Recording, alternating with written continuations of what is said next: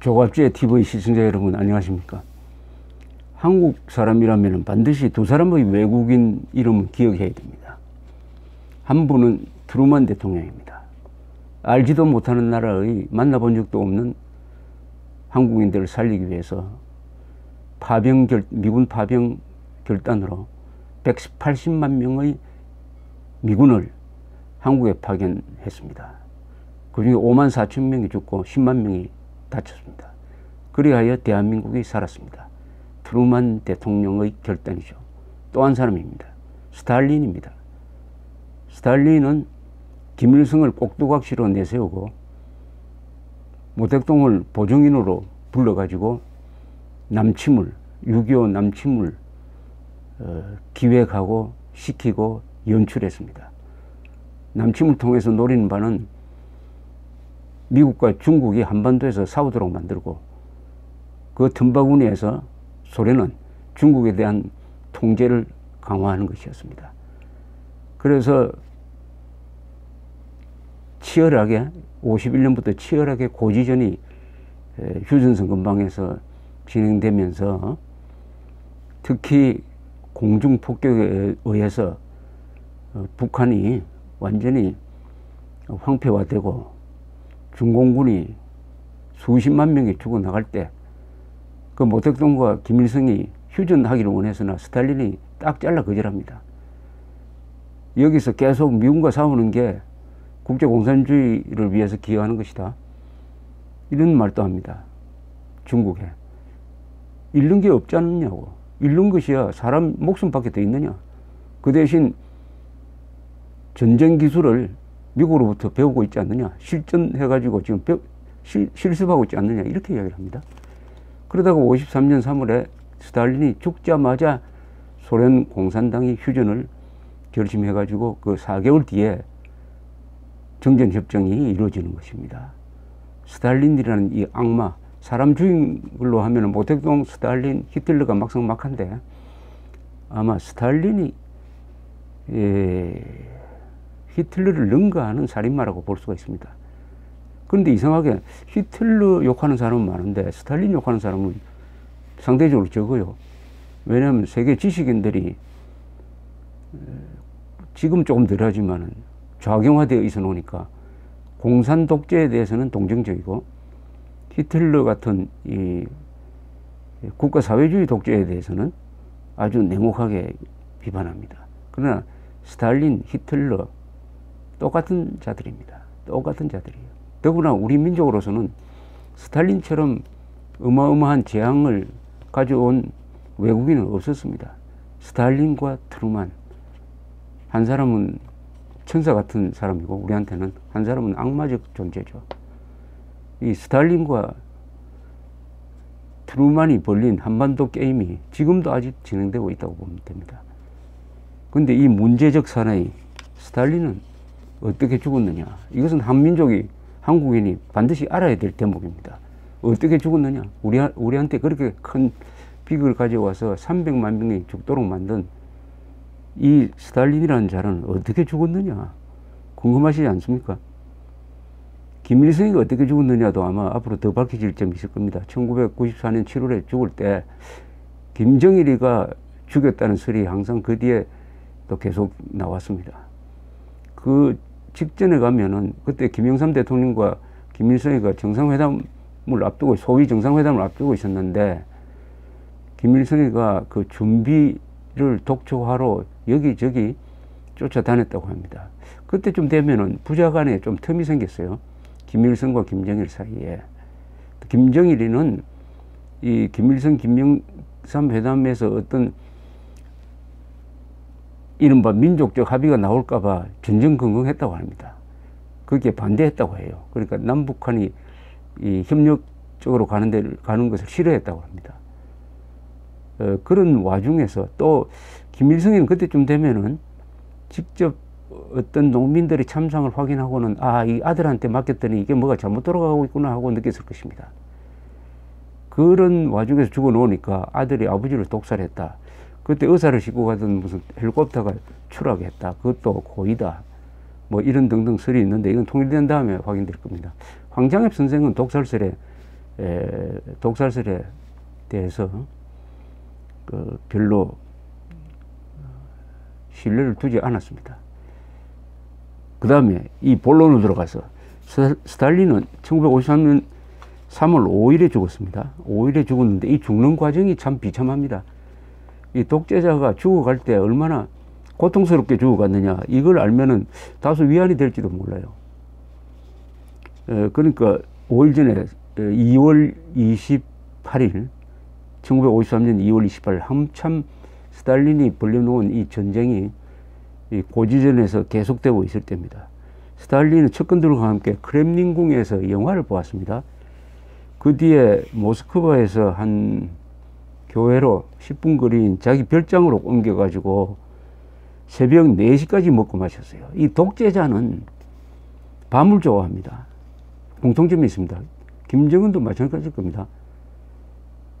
밤이 길어요. 또 밤에 이 부하들을 잡아놓기를 원합니다.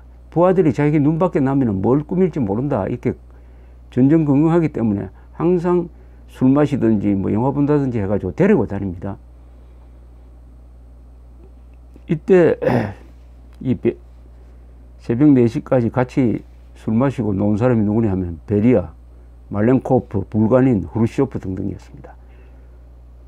새벽에 헤어질 때 이 스탈린은 굉장히 기분 좋았다 그래요. 이 후르쇼프의 배를 쿡쿡 찌르면서 장난도 쳤다고 합니다. 이 스탈린은 늦잠을 잡니다. 이 독재자는 늦잠을 잡니다. 이게 참 재밌습니다. 독재자는 늦잠을 자고 민주적 지도자는 아침 일찍 일어납니다. 히틀러도 노르망디 상륙작전 일어난 날 늦잠을 잤습니다. 전화로 늦게 깨웠어요. 처칠은 항상 아침에 일찍 일어났습니다. 그날은 일요일이었어요. 스탈린이 3월 1일입니다. 3월 1일에 별장이죠. 별장에서 일어나면 보통 10시쯤 되면 일어나는데 10시에 경호원을 부르는 소식이 안에서 나오지 않으니까 경호원들은 안에서 부르지 않으면 들어갈 수가 없었어요. 바깥에서 그냥 기다렸습니다. 근데 6시 30분이 되니까, 저녁 6시 30분입니다. 불이 켜졌어요. 불이 켜졌습니다. 부를 줄 알고 기다렸는데도 안에 소리가 없습니다. 밤 10시가 되어도 안에서 소식이 없어요. 이때쯤 되니까 경호원이 불안했습니다. 그래서 문을 살며시 열고 우편물을 전하는 것처럼 해가지고 그 안으로 들어가 보니까 스탈린이 침대에서 떨어져 가지고 신음하고 있었어요. 그건 떨어질 때 이 시계가 같이 부서졌는데 시계를 보니까 6시 30분이 돼 있어요. 그때 멈춰 있었습니다. 6시 30분에 불이 켜지면서 떨어지면서 시계는 망가지고 신음하고 있었습니다. 그런데 경호원들은 직접 의사를 부를 수가 없었어요. 이게 독재 체제의 맹점입니다. 독재는 체제에서는 아무도 자율적으로 행동할 수가 없습니다. 경호원들은 그때쯤 되면 바로 병원으로 전화를 해야 될 텐데 그렇게 하지 않고, 또 당시에 스탈린은 자기를 치료하던 의사들을 요인 독살 혐의로 불러다가 조사하고 있었습니다. 그러니까 이 경호원이 국가안전부로 연락을 했더니 국가안전부 장관은 자기 책임 면하려고 말렌코프하고 베리아에게 알려라고 또 책임을 넘겨버립니다. 말렌코프가 이제 경호원의 전화를 받으니까 알았다면서 베리아에게 연락을 하는데 이게 또 시간이 걸렸습니다. 잘 연락이 안 됐어요. 베리아는 그때 여자들 모아놓고 파티하고 있었습니다. 전화를 받은 베리아는 그 전화한 경호원에게 절대로 아무도 이 사실을 알리지 말라고 해놓고는 도착했습니다. 별장이 이제 도착하니까 그때 가보니까 스탈린이 코를 골고 자고 있었어요. 이때도 베리아가 이상한 행동을 합니다. 의사를 부르지 않습니다. 그는 파티를 한다고 술에 취해 있었어요. 경호원들에게 이야기합니다. 아니, 스탈린 동지가 지금 잘 자고 있는데 모두 여기서 나가라고, 잠을 더 자게 해드리라고 하면서 의사를 또 부르지 않는 것입니다. 그러나 의사가 결국 오기는 오는데 언제 오느냐.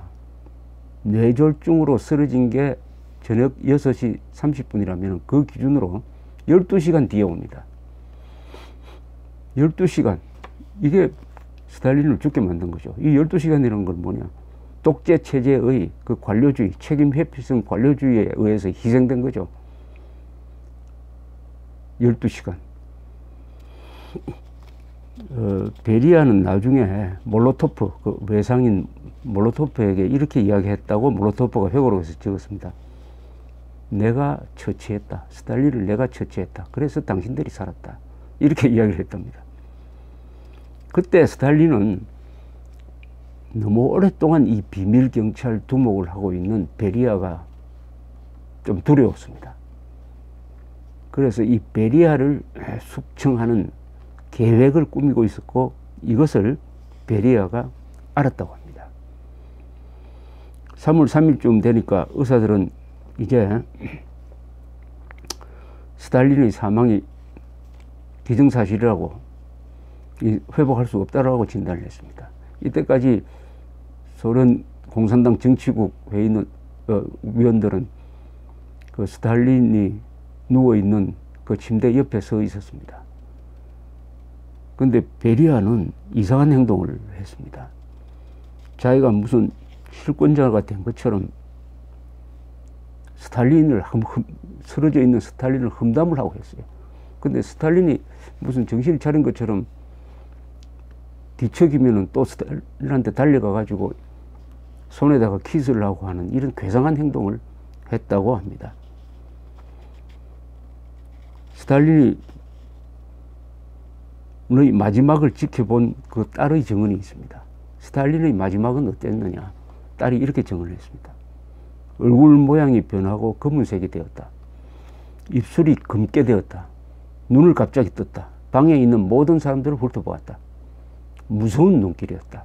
그리고 죽음을 두려워하고 분노한 눈초리였다. 아버지는 갑자기 손을 올리더니 누군가를 가리키면서 저주하려는 듯 하였다. 그러다가 갑자기 숨이 끊어졌다. 이렇게 해서 한민족의 잊을 수 없는 재앙을, 지금까지 계속되는 재앙을 몰고 온 스탈린이 죽었습니다. 이 순간 베리아가 맨 먼저 바깥으로 뛰어나가 운전사를 부르더니 어디로 사라졌습니다. 후르쇼프가 이렇게 증언을 했습니다. 그때 베리아의 목소리는 환희의 목소리였다. 그의 얼굴은 빛났다고 썼습니다. 베리아가 스탈린에게 충성하면서 수많은 사람을 죽이는 과정에서 자신이 그렇게 당하지 않을까 얼마나 그동안 노심초사했느냐를 보여줍니다. 물론 이 베리아도 스탈린이 죽은 3개월 뒤에 후르쇼프에 의해서 체포되어 그해 12월에 처형이 되는 것입니다. 이제 그 다음에 비사가 또 하나 있습니다. 스탈린이 왜 죽었느냐에 대해서 요새 신빙성 있게 나온 것이 베리아가 독살했다는 증언이 경호원들 사이에 나오고 있습니다. 라진스키라는 사람은 베리아의 명령을 받은 후루스탈레프라는 수석 경호원이 스탈린한테 독이 든 주사를 놓았다.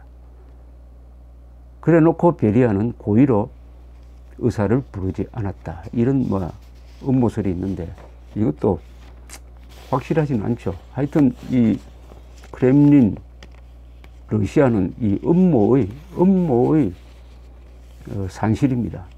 우리가 누구를 이야기할 때 저 사람 크렘린 같다고 하면은 음흉하다는 뜻이죠.